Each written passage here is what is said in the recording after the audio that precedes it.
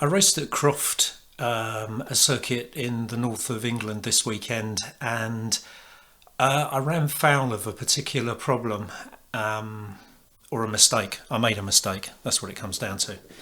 And I just wanted to share this with you because it's not that obvious. So, just to set the scene, I was chasing the car in front, the red and white car. It's from a team called VMS, and behind me was another car from driven by Pete Brand, who actually lives quite close to where I live, not that far away, 20 miles, something like that. Anyway, Pete was pushing on behind me, and I was trying to race the car in front and defend from Pete, which is always going to be fairly challenging. So I took, we're just coming up to a right hand corner here called Tower. I took a sort of middle of the road line round there, trying to make sure Pete didn't get me down the inside. And then I ran foul of a particular issue. The sum total of it was that I got a 30-second stop go penalty. So what I'm going to do, I'm going to start by just playing the video and just watch what happens.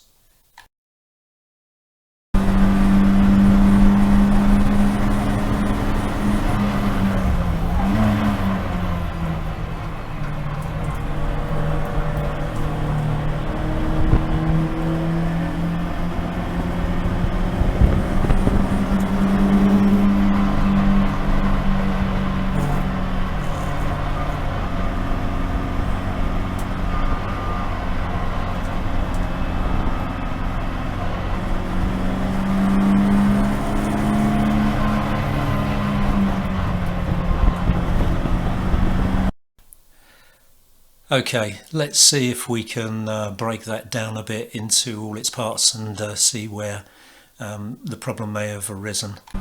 Okay, here we are coming down to town. Now look at the marshal post on the left hand side. There are no waved yellows at that point. But as we come out of here, if you look at the marshal post on the left, you can see that they're waving the yellow flag. They haven't quite got the safety car board over the side of the barrier, but they are waving a yellow. So at this point, there should be no overtaking.